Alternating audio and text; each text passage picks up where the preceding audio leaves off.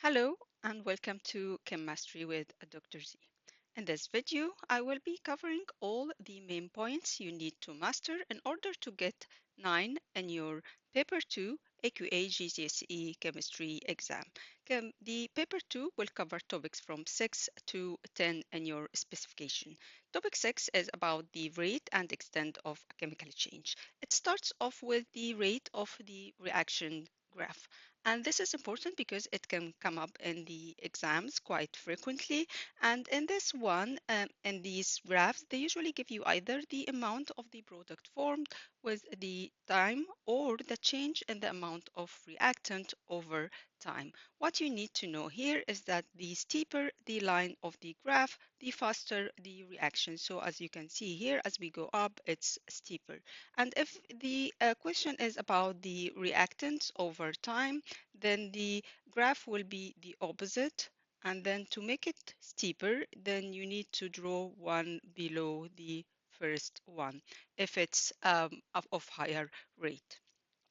And then they also can ask you to calculate the rate of the reaction at certain point or at certain time from the graph. In this case, you need to look at the time they're asking for. If it's this point of time, let's say it's 15 seconds, for example, and then you need to draw the tangent at this point for the graph, and then you will calculate the gradient of the tangent by calculating the change in y over the change in x. And that will give you the rate of the reaction at this particular point of time. The rate of the reaction and factors affecting the rate of the reaction is a common question in the exam. Well, you have to explain why certain variables can change the rate of the reaction. For any reaction to take place, you need the reactant to collide together and they need to have sufficient energy for that collision for the reaction to start. So these are the 5 factors that affect the rate of the reaction. So the first one is the temperature. So increasing temperature will increase the rate of the reaction. And this is because increasing temperature will increase the particles will start to move faster and the particle will collide with each other more frequently. Also, as the particles will gain energy, there will be more collisions with enough energy for the reaction to start. So increasing temperature will increase the rate of the reaction. Secondly is the pressure in case of gases or concentration in case of solution. In both cases, increasing pressure or concentrations means that we have more particles within the same volume. And if you have more particles, that means you're going to have more effective as well collisions between the particles. So the rate of the reaction will increase. Then increasing the surface area will also increase the rate of the reaction because if you increase the surface area where the surface area to volume ratio increases, that means that for the same volume of the solids, the particles will have more space or more area to work on, which means there will be more frequent collisions. So it's all due to increase in the number of collisions or more frequent collisions. So there is an increase in the rate of the reaction. And finally, the use of catalyst. The catalyst will increase the rate of the reaction by lowering the activation energy needed for the reaction to start. So with even though the same number of collision will take place, but more effective collisions will take place because more collisions will have enough activation energy for the reaction to start. So this is why a catalyst increases the rate of the reaction. And then we have reversible reactions and equilibrium. So for reversible reactions, we have the reactants which react to give the product. At the same time, the products will react in a reverse reaction to give you the reactant back. At equilibrium, the rate of the forward and reverse reactions will be exactly the same. So the ratio of the concentration of reactants and product will remain the same. It will not change. The equilibrium, however, at equilibrium, the equilibrium may lie at the right or the left, meaning at equilibrium, it doesn't mean the concentration of the reactant and product will be the same. but the concentration of the product could be higher than the reactant and vice versa, depending on that particular reaction. There are certain conditions that can affect where the equilibrium lie, and by controlling these conditions, we can actually increase the yield of the reaction because we can increase the amount or the concentration of the product according to Le Chatelier principle. So let's see what is Le Chatelier principle. Le Chatelier principle states that if a system is at equilibrium and a change is made to any of the conditions, then the system will respond to counteract that change. For example, if you have this reversible reaction, A plus B gives you C plus D. If you increase the concentration of one of the reactant, then the system is not at equilibrium anymore. That means the system will respond to counteract that by increasing the rate of the forward reaction. That means if you increase the concentration of the reactant, the yield or the concentration or the amount of product will also increase. So increasing concentration will not only increase the rate of the reaction, but it will also increase the yield of the product in case of the reversible reaction. And then the effect of pressure on changes on equilibrium. So if we change the pressure, increasing the pressure will favor the reaction to have a less number of moles of the um, um, less number of moles. So we will look at the reaction and see which one has less number of moles. In this reaction, for example, which is the Haber process, when nitrogen react with hydrogen to give ammonia, you can see there are 4 moles on the left-hand side for the reactant, and only 2 moles are produced as the product on the right-hand side. So if you increase the pressure, then the reaction will favor the formation of less number of moles, well, it will favor the formation of the product. We also know that increasing pressure will increase the rate of the reaction. So increasing pressure will increase the rate and will also in this type of reaction will increase the yield because it will favor the formation of the product or will favor the forward reaction. And finally, the effect of a temperature change in temperature on equilibrium. It will depend on whether the reaction is exothermic or endothermic. So for reversible reaction, if one direction is exothermic, the opposite direction or the reverse one is going to be endothermic. It doesn't have to be the forward one exothermic and the reverse one is endothermic, but this is just for an illustration or as an example. So if the forward reaction here is exothermic, that means that there is heat also here on the left hand on the right hand side for the product because this is exothermic. So in case of we increase the temperature of the reaction, then the reaction will react or the response of the reaction is try to counteract that increase in the heat. So it will push the reaction in the opposite side, meaning towards the endothermic to reduce the temperature. So in this case, in this type of reaction, if we increase the temperature, the yield will be reduced because the reaction will favor the endothermic one. So temperature here, increasing temperature will increase the rate, but will reduce the yield. And there must be some balance between the rate and the yield if we need a certain product in that particular reaction. Topic 7 is talking about organic chemistry, and we will cover the main points that you need in organic chemistry. So first of all, with the representation of organic molecule, the most important thing is the general formula for the hydrocarbons. So the general formula is a type of empirical formula that represent the composition of any member of the entire class of compounds. So for the hydrocarbons, you need to know the saturated hydrocarbons, which are the alkanes, which don't have any double bond at all. They have general formula CnH2n plus 2. So whatever the compound they're going to give you, they might give you the number of carbon atom and ask you to complete the number of hydrogens. So it's going to be CnH2n plus 2. So you double the number of carbon atoms and add 2. That will give you the number of hydrogen atoms. For the unsaturated hydrocarbons, which are the alkenes, these are the ones with the double bond. The general formula is CnH2n. So whatever the number of carbon atoms, you just need to double the number of hydrogens to get to the alkene as well. Physical properties of alkanes.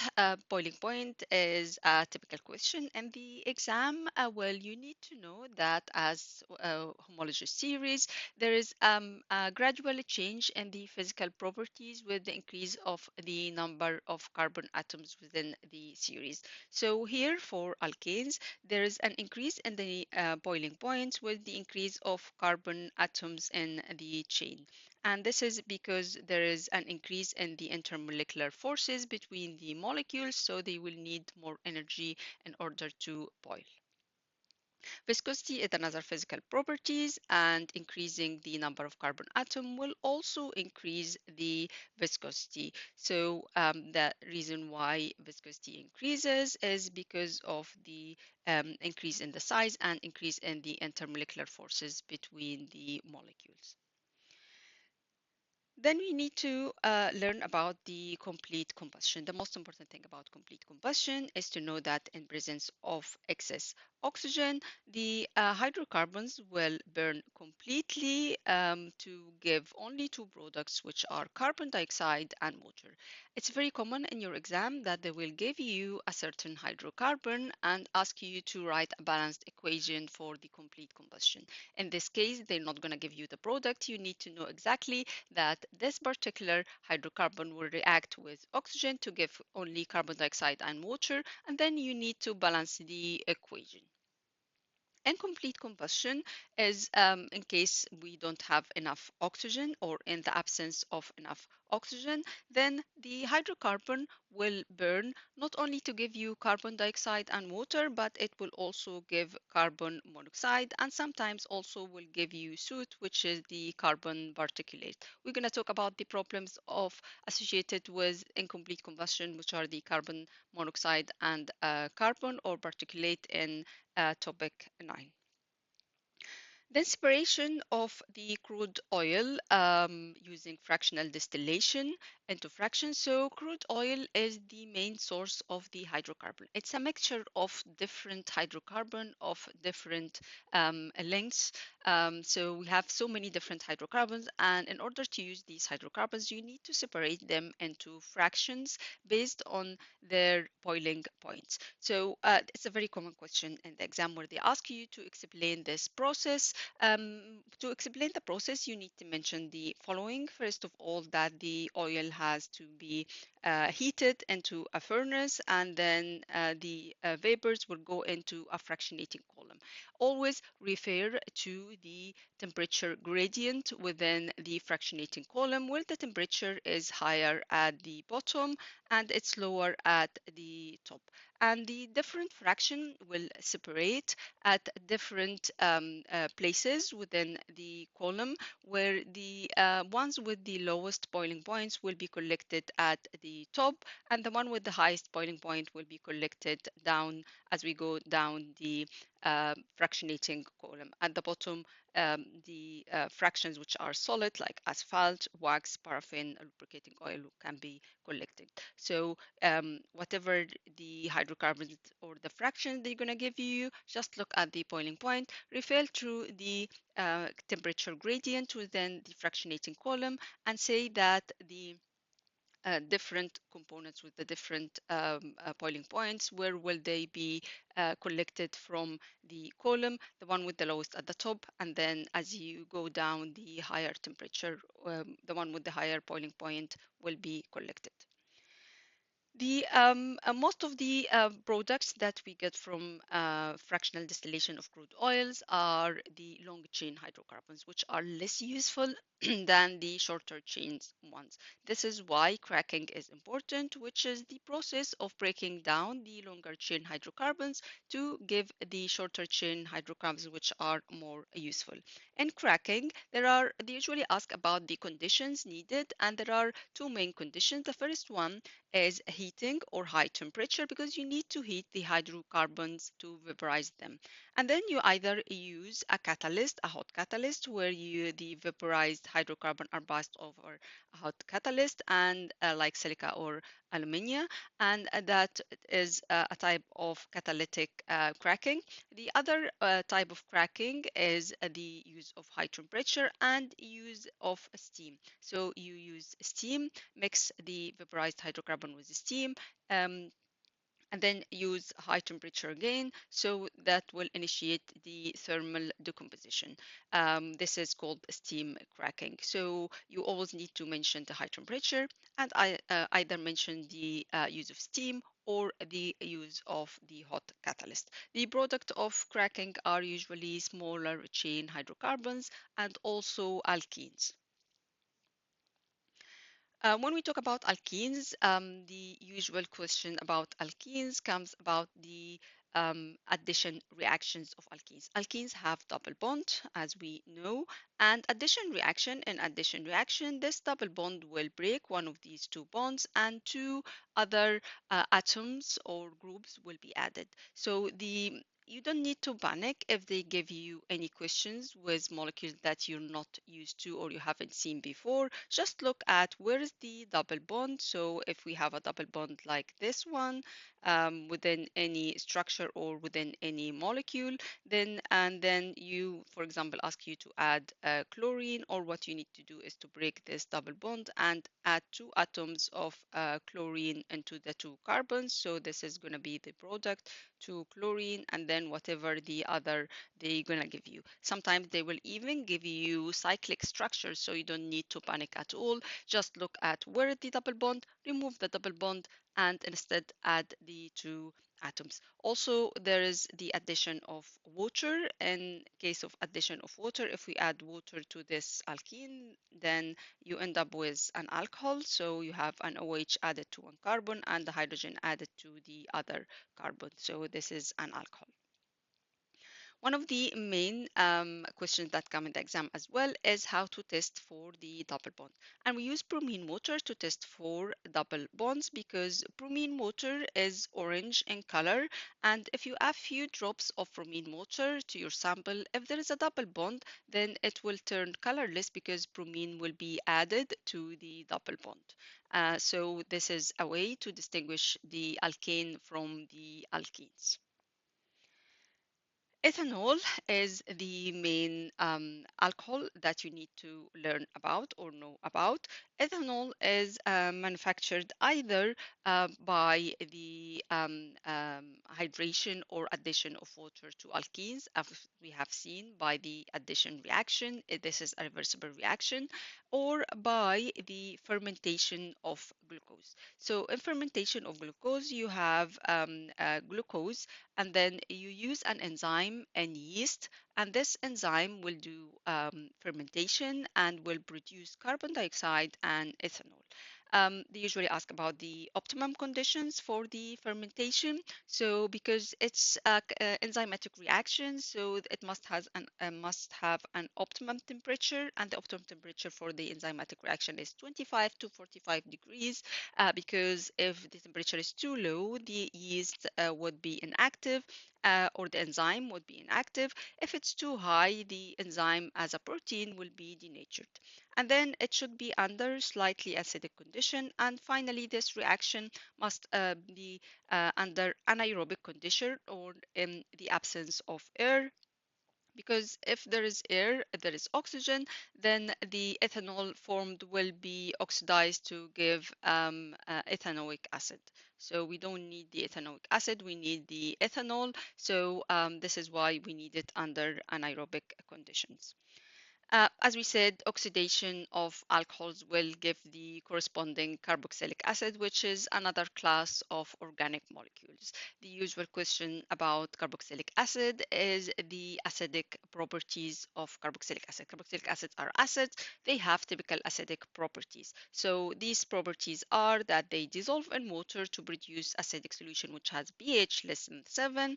They react with metal carbonate to produce salt and carbon dioxide. So this is the carbon dioxide produced. And they react with more reactive metals like any acid to give salt and hydrogen. And finally, they react with bases to give salt and water. Finally, there are the polymers. So there are two types of polymers. There is the addition polymers and there's the condensation polymers. Addition polymers is the type of polymers that are formed of monomers, and these monomers are alkenes. So alkenes can be added together to give you the polymer which is called the polyalkenes.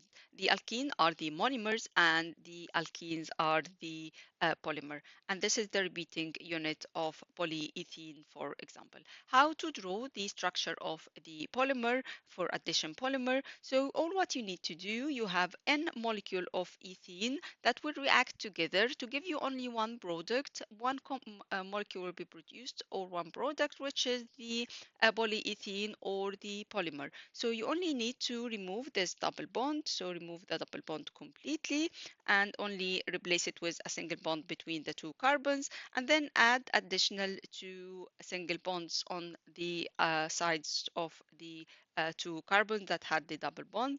Draw the brackets and then n, which refers to that this is repeated n times, or we have n of these monomers or of these repeating units. Again, in your exam, they could give you any alkene with any substituents here. Doesn't have to be ethene, doesn't have to be hydrogens. So you just don't worry about that. You just need to put these substituents or these atoms in place and then just work on the double bond. So if you have something like propene, so it's going to be given to you as this. So in propene is CH3 here, hydrogen, and then the two hydrogen. This is propene. So again, to draw the polymer, just remove the double bond and replace this hydrogen in polyethylene with CH3. Draw the brackets and N. The condensation polymer is another type of polymers, but this comes from a reaction between two different molecules rather than one molecule. And the products will be two products, one main product, which is the polymer, and a small molecule, which is going to be water in case we react carboxylic acid with alcohol.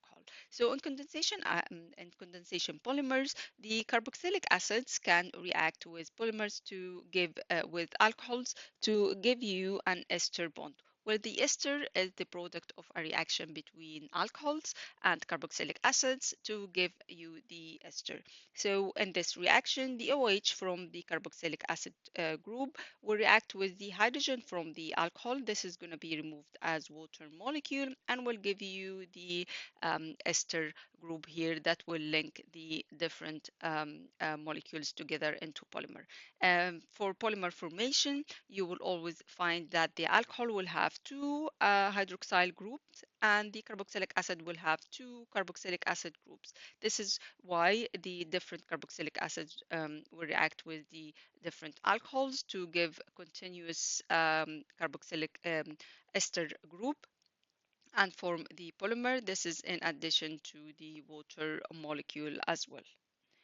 PET is one example of the polyester or the condensation polymers, where this is the carboxylic acid with the two carboxylic acid functional group, and this is the alcohol. So this is the 2OH. The water molecule will be removed in the condensation, and this is the repeating unit. In the repeating unit, make sure that you have one molecule from the carboxylic acid and one unit from the alcohol. And for the carboxylic acid, you end this with the C double bond O, remove the OH because this is the one that is going to be removed in the reaction. And for the alcohol on the other side, remove the hydrogen pen as well, because this is the one that's going to react with the OH from the carboxylic acid. And don't forget the small molecule, which is water. For naturally occurring polymers, you only need to know that proteins and DNA are naturally occurring polymers. For proteins, they come from the condensation of amino acids, which are molecules that have NH2 group or amino group and have carboxylic acid group. So a reaction between an amine and carboxylic acid with removal of water will give you the peptide bond. This is the bond that is formed and will give you the polypeptides. We call this polypeptides, and these are naturally occurring polymers.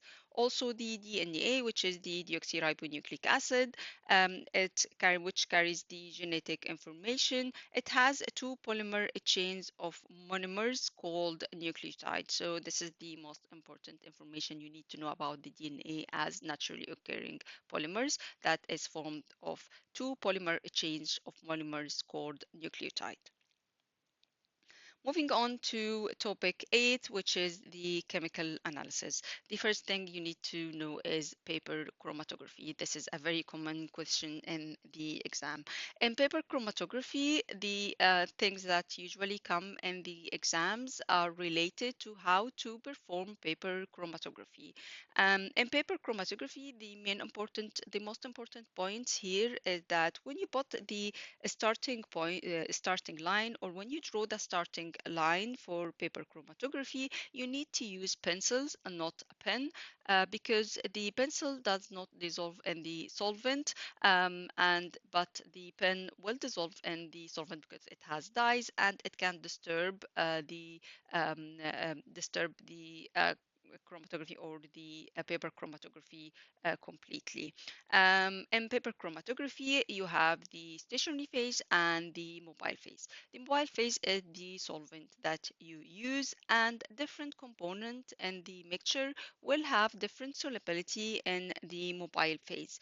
And also, the different component will have different interaction with the stationary phase, which is the paper in this case. So the different in the interaction and the solubility of the different component between these two phases will make the different components move at a different speed across the paper. This is why the different component will be separated, and we're going to see that there are different spots here corresponding to the different components. If you have a pure substance, it will only give you one spot. If the substance is not pure, if it's a mixture, then you're going to have different spots, each corresponding to one of the components. If the spot doesn't move at all and when you finish your column, when you finish your chromatography, that means that this particular component hasn't dissolved at all, or it doesn't dissolve in the solvent. Also, one of the very important points is that when you put your paper inside the beaker that has the solvent, you have to make sure that the level of the starting line is above the level of the solvent. And this is because if you put it below the solvent, the different component will dissolve in the solvent rather than going up the paper chromatography. In paper chromatography, you need to know how to calculate the RF value. To calculate the RF value in paper chromatography, you have the starting line, and also you have the solvent front, which is where the solvent has reached. So when you do paper chromatography, the solvent has to reach a certain level, and you need to mark this as your solvent front. So, and when you calculate the RF value for any spot, you need to calculate the distance that is traveled by the spot, calculated from the center of the spot and until the start line, and then divided by the distance moved by the solvent itself, calculated from the start point, which is a difference between the start point and the solvent front. Different solvents can lead to different RF values for the same component. So if you have the same component and use different solvent, you're going to have different RF value because they're going to have different solubility in different solvents. Testing for gases. So you need to, in the exam, they will usually ask you to test for a certain gas, for a certain metal, or for a certain anion. So starting off with gases, so the main gases are hydrogens. Hydrogen, when you use a burning splint held at the open end of a test tube, if it's hydrogen, it will create a squeaky pop sound. For oxygen, you use a glowing splint and insert it into the tube that has the oxygen. Then the splint will reignite or will relight again, which means this is oxygen. In case of carbon dioxide, you bubble the gas, if it's carbon dioxide, through lime water, which is a colorless solution.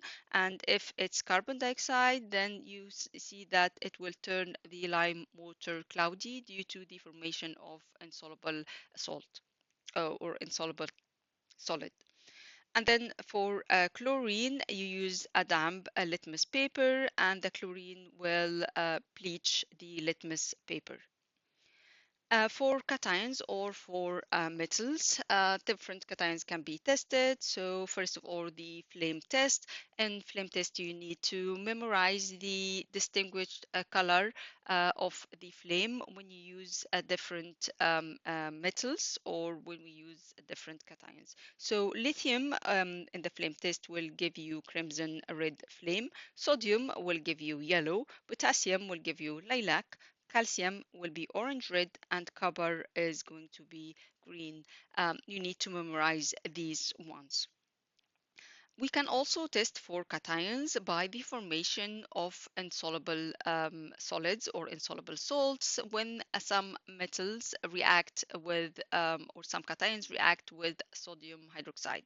So some hydroxides are insoluble in water, and I will give you different solids or different precipitate. So calcium, aluminium, and magnesium, when they react with sodium hydroxide, they will give you white precipitate of the hydroxide. Aluminium can be even distinguished from the others because if you add excess of the sodium hydroxide, the solid that is formed will redissolve to give you a clear solution. Copper too can give you a blue precipitate with sodium hydroxide. Iron 2 will give you green precipitate, and iron 3 will give you brown precipitate.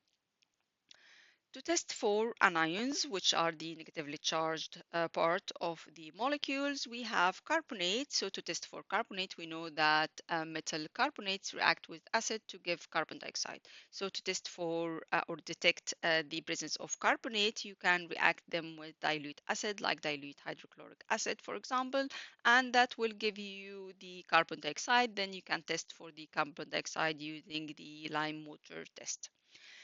To test for halides, which are the chloride, bromide, and iodide, you will use the silver nitrate test. In silver nitrate test, you will add nitric acid first, and then you're going to add silver nitrate. If it gives you a white precipitate, then it's going to be chloride because silver chloride is white precipitate. If it gives you a cream precipitate, it's bromide, and if it's yellow precipitate, it's then silver iodide.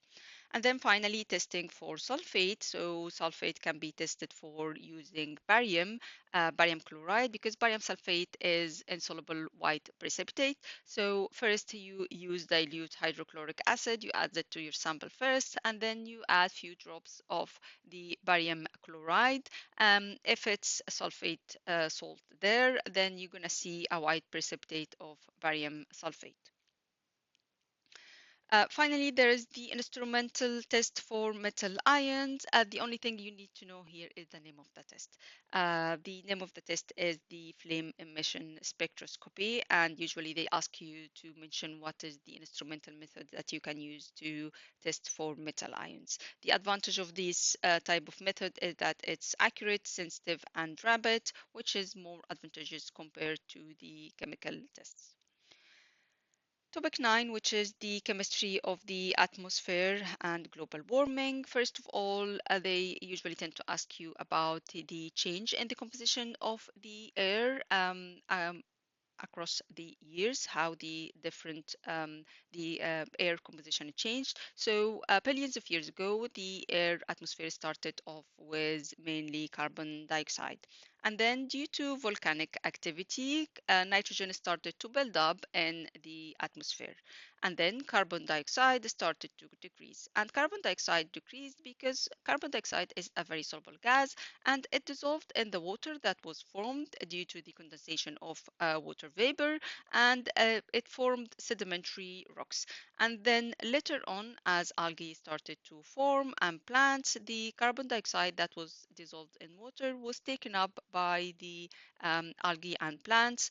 So carbon dioxide concentration decreased. And then later on, oxygen concentration started to increase, and the oxygen concentration increased due to the photosynthesis. So the photosynthesis gives you oxygen.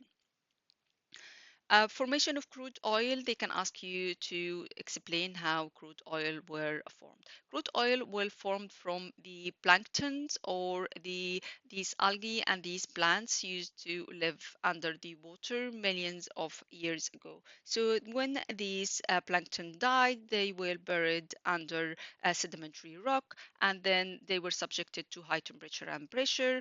So they changed into crude oil and gave natural gas as well.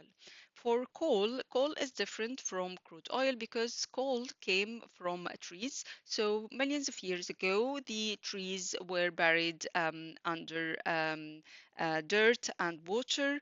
Um, Trees in swampy areas were buried under dirt and water, and then they were subjected again to high pressure and temperature, and then the wood in the trees was changed into coal. Greenhouse gases, how they are formed and their effect. So the greenhouse gases are water vapor, carbon dioxide, and methane. And the effect of the greenhouse gases, how does it affect and cause global warming? So the different electromagnetic radiation that comes from the sun will pass through the different layers of the Earth's atmosphere, and they will reach the air, they will reach the Earth, and these radiations will be absorbed, and that will help to maintain the temperature high enough to be suitable for living on the earth. Then part of this energy that was absorbed will be reflected back again, or will be radiated in the form of infrared radiation into space from earth. And then part of this will be absorbed by um, um, the greenhouse gases, which are the carbon dioxide and methane. And part of this will be reflected back again into Earth, and that will increase the temperature of the lower layers of the atmosphere and of Earth, and that will lead to global warming and melting of the ice caps and all of these problems related to global warming. So there are you should be familiar with the human activities that increases the greenhouse gases in the atmosphere. So any activity that increase the level of carbon dioxide or methane will increase the greenhouse gas effect and cause global warming. Like farming cattle will produce methane, burning rice will produce methane as well, burning fossil fuel will increase the level of carbon dioxide, decomposition of organic matter in landfill will give you methane, and of course, deforestation will increase the level of carbon dioxide because of reduced photosynthesis. Carbon footprint and its reduction. So the carbon footprint is the total amount of carbon dioxide or any other greenhouse gases emitted over the full life cycle of a product, service, or an event. So it can be reduced by reducing the activities that will increase the carbon dioxide emission, like using less fossil fuel, reducing the amount of travel and transportation, or by planting more trees. However, the actions that to be taken to reduce the carbon footprint might be limited because it's more difficult to do this. It would be much more expensive. Planting trees will take up land that is needed to plant crops or grow crops. Using solar panels, for example, using alternative sources, it might be very expensive, and it needs also very large spaces for the solar panels, in addition to the fact that it's unreliable source of energy. Then the atmospheric pollutants that come from fuel. So most fuel, including coal, will contain carbon, hydrogen, and also might contain some sulfur. So what are the main pollutants that come from burning fuel or using fuel? First of all, there is the carbon dioxide. That is one of the main pollutants. The problem of carbon dioxide is that it's one of the greenhouse gases and it causes global warming and climate change. And then we talked about the incomplete combustion and formation of carbon monoxide. Carbon monoxide is a toxic gas that causes suffocation because carbon monoxide would bind to the hemoglobin inside the red blood cells, preventing it from binding to the oxygen. So it's a toxic gas that causes suffocation. Also, incomplete combustion could produce carbon or particulate, and the problem with carbon is that it causes global dimming and respiratory problem. And then we have the sulfur. So we said that they contain some sulfur. So sulfur, by burning fuel, sulfur can react with oxygen from the air to give sulfur dioxide. Sulfur dioxide will then react with water in the rain and will be the cause of the acid rain. And the problem of acid rain is that it causes corrosion of building and statues.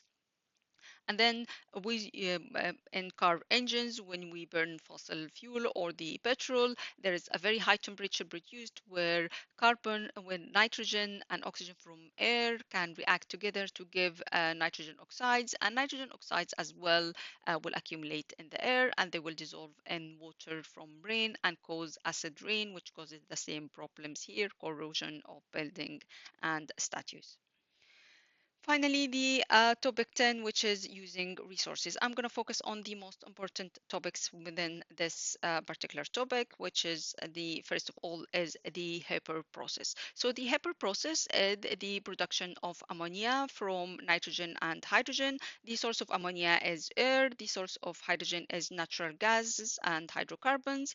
This is a reversible reaction. The product here is ammonia, and then this is an exothermic reaction or exothermic process where heat is produced. The ammonia is used to make fertilizers, and then the optimum condition for the reaction are as follows: 450 degrees temperature, the pressure is 200 atmosphere, and we use ion catalyst.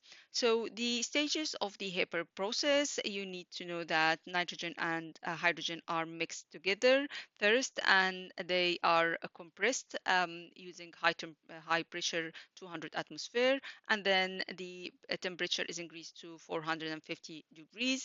Then they pass through iron catalyst beads where they start to react together in this reversible reaction. So the products here, or what comes out here, is going to be the ammonia, which is the product, but also we're still going to have nitrogen and hydrogen because this is a reversible reaction.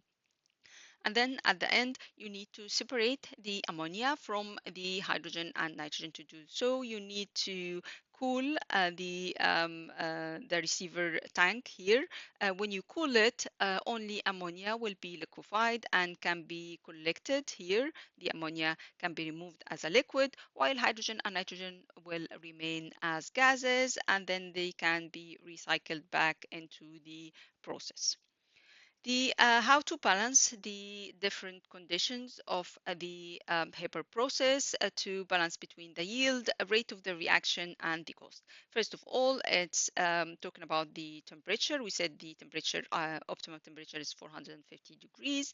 So this is an exothermic reaction, and we said for exothermic reaction, if you increase the temperature, then the reaction will favor the reverse reaction, the endothermic 1. So that means by increasing the temperature, the yield will be reduced here. So we're going to get less of the ammonia. However, we need higher temperature in order to increase the rate of the reaction. So to balance between the rate and the yield, we chose a temperature of 450 degrees. And don't forget about the cost, because if you use very high temperature as well, that will increase the cost of the whole process. So to balance between these three, 450 degrees at the best.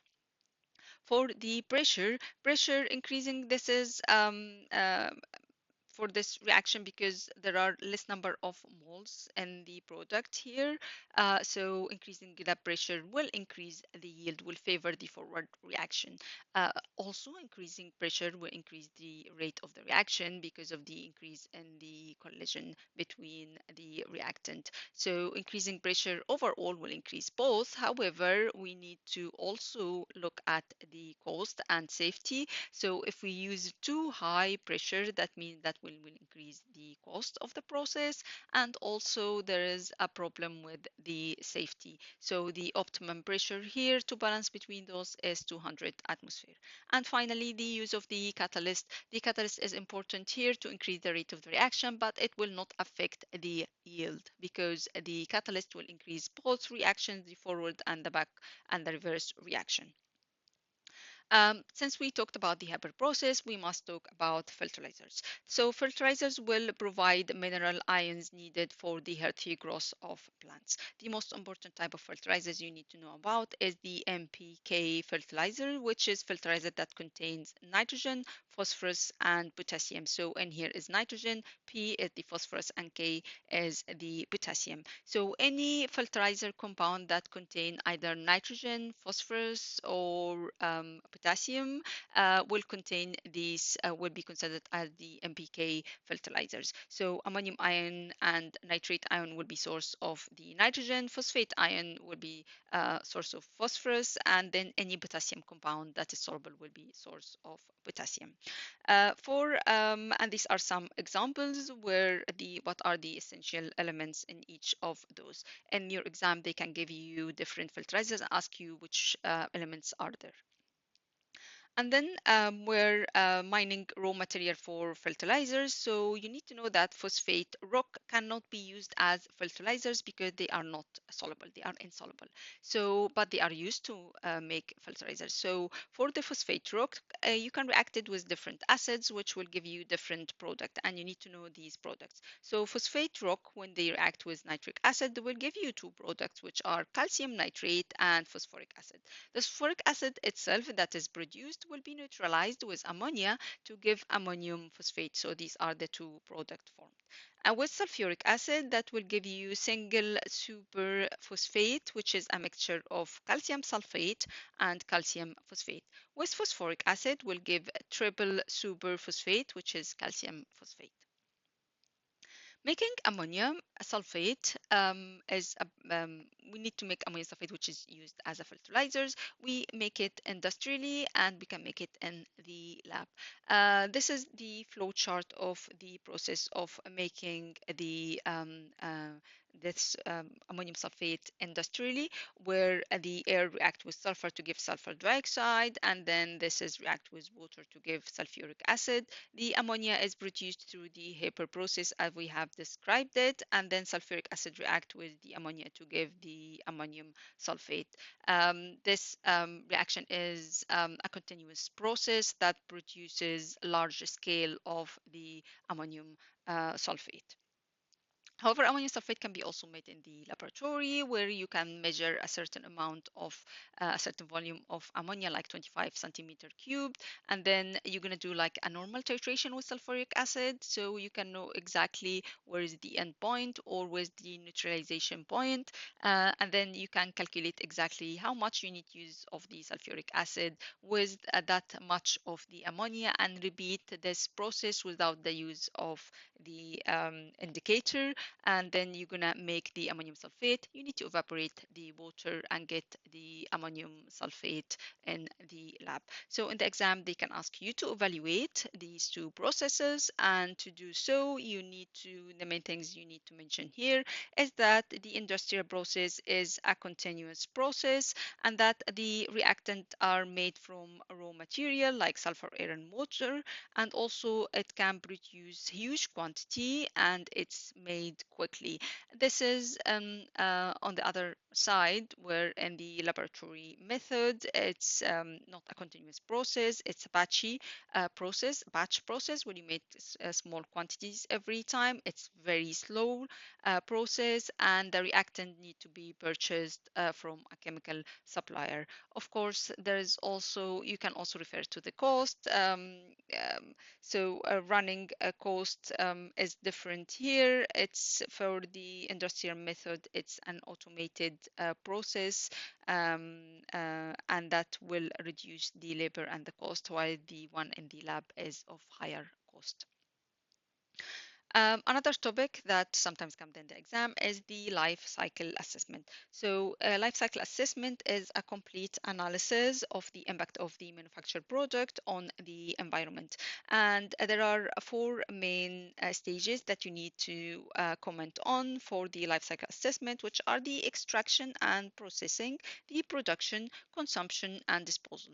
In each of these, you need to refer to, when you do the life cycle assessment, you need to refer to the use of energy, the transport of material, and the release of waste into the environment. So this is an example of a question that came in the previous exam to evaluate the use of glass for milk bottles compared to with the use of polymers for milk bottles. Here you're gonna comment on the raw material. So the first stage, so for polymer, it's finite source or a non-renewable resource, which is crude oil, but for glass, it's limestone and sodium carbonate. And then don't forget to comment on the energy used to process the raw material. Here, it's much higher for the glass than for the polymer. Then moving on to the manufacture process itself. So the energy needed for the manufacture is higher for the glass than for polymer. And then you need to comment on the effect of the mass of the bottle. So the higher mass will mean higher transportation. It's going to be heavier, so more. You're going to use more energy for the transportation compared to the polymer. And then the third process, which is the usage. Remember that the mean number of times that you can use in the lifetime for glass is 25 times, but the polymer only once, which is better in terms of the glass. However, to reuse the glass, you need to wash it, which will use energy as well and use resources, which is water. And finally, the disposal, both of them can be recycled. And final comment, you can comment on the general use of the energy resources and the crude oil for the use of transportation and all of the other processes. Also, potable water is one of the topics that you need to know about. So, potable water is the water that is safe to drink. It's not pure water, and if a company refers to its water as pure, they don't need that. They don't mean that it's pure water. They mean it's potable water or it's safe to drink. So potable water comes either from fresh water or from salt water. The process of formation of potable water is different for um, starting off with the fresh water. So the fresh water has some insoluble particles and microbes. So they pass through sand filters where insoluble particles are removed. Then they go through the sterilization tank where they are sterilized using chlorine, ozone, or UV radiation to give you the potable water, which is safe to drink. In case of salt water, we use a process called desalination, which requires higher energy, which is removal of the salt. We can do this either using distillation. In distillation, it's going to be the same as the distillation you do in the lab, but it's going to be on larger tanks where a large quantity of the salt water is heated, use a lot of heat, and then the vapors will be condensed. Again, for cooling, you're going to need a lot of energy, and then it's going to be condensed and collected. The problem with that is the wastewater that remains after this is going to be too salty and it's not good for the ecosystem. The other process is the reverse osmosis. In reverse osmosis, you're going to have the seawater and you use a semi-permeable membranes, which are quite expensive. And then you apply high pressure where the semi-permeable membrane will only allow the water molecule to pass through, but not the salt molecules or the ions of the salt. So only water will pass. So you're going to have fresh water on the other side. Don't forget that at the end you also need to do the sterilization using ozone or or UV radiation. And then there is the wastewater treatment. Wastewater has a lot of wastes, like the nitrogenous waste that come from human or bacteria. It could be toxic coming from industry, and also it could contain pesticides and fertilizers if it comes from agriculture. So to treat the wastewater before the water is allowed back into the different water resources, first of all, the wastewater has to go through coarse filters. So this first step is the screening and grit removal, where these coarse filters will allow for the removal of the large particles. And then they go through a sedimentation tank where they are left for days. The small particles will precipitate or will form the sediment, and the water will be at the top, which is called the effluent. So the sediments, which is called the sewage sludge, is then digested anaerobically with bacteria, anaerobic digestion with specific bacteria, and that will give you some methane that can be used as a source of energy, and the remains can be used as fertilizers. The effluent, which is the top part, the liquid part, it can be treated with aerobic bacteria in this case to reduce the volume of the solid waste. And then if it has toxic material, then you need to add chemical to precipitate the metals. And then if you're going to use it as potable water, a source of potable water, then you need to sterilize it also using chlorine, ozone, or UV radiation at the end.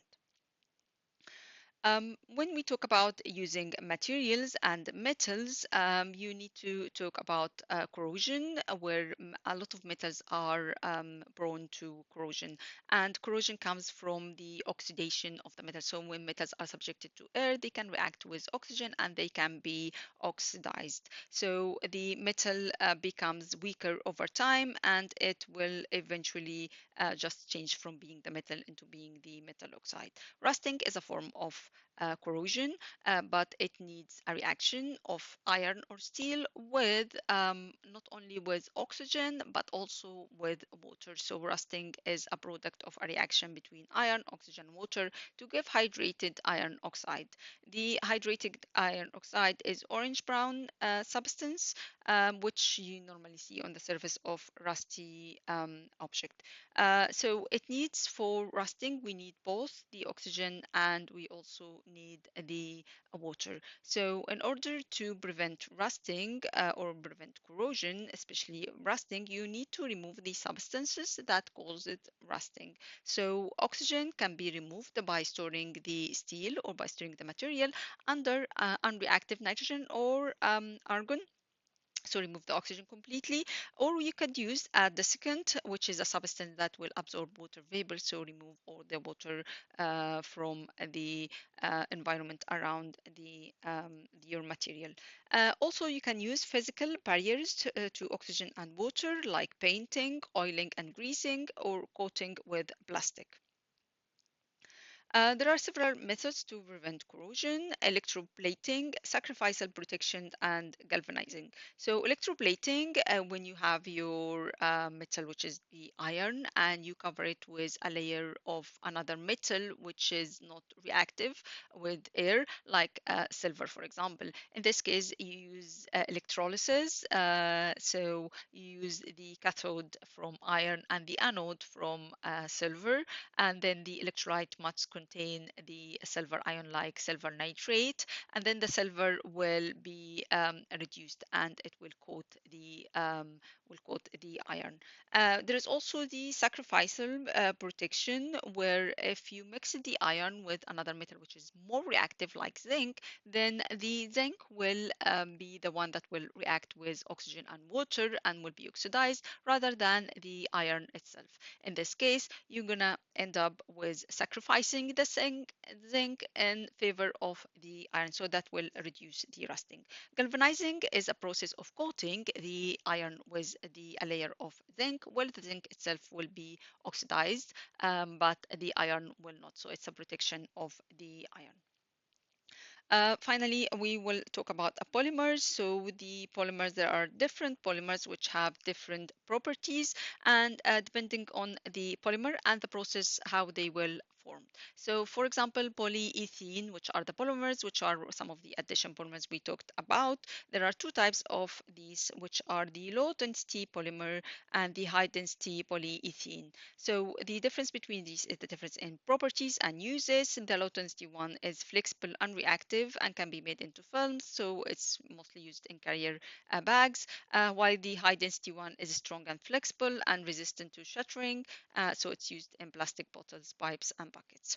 The difference why they are low and high density and how they are different. The low density polyethylene, as we can see here at the top one, they have a structure where the polymer chain are branched, so that means the molecules are arranged randomly. This is why they have these properties. While the high density ones, they have less branching, or they are not branched, so they are more regularly arranged, or they lined up more closely. This is why they are hard and not soft like the low density polymers.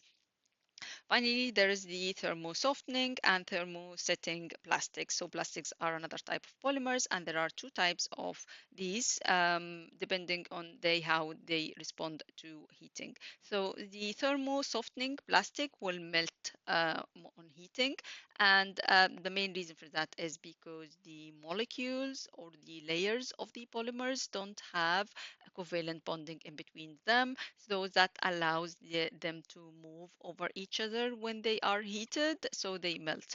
But the thermosetting plastic, they don't melt when heated. They tend to char and burn upon heating because there is covalent bonding between the layers of the polymers. So that's the difference between these two. Finally, the alternative methods of extracting metals. So the Earth's resources of metals are limited. So we have copper ores are becoming more scarce, and they must use new methods to get copper from low-grade copper resources. And they use two methods. The first one is the phytomining, and the second one is the bioleaching. Phytomining, they use plants to absorb the copper from the land or from the ground, where this is a low-grade copper. Basically, the copper will accumulate or build up in the leaves of the plants. At the end, the plants can be incinerated or burned, and that will produce ash that contain the metal. Bioleaching is the use of bacteria to produce leachate solution that contain the soluble metal compounds. In both cases, you need to process this copper in order to obtain the pure copper. And you can do this by electrolysis or by using displacement reaction using scrap iron.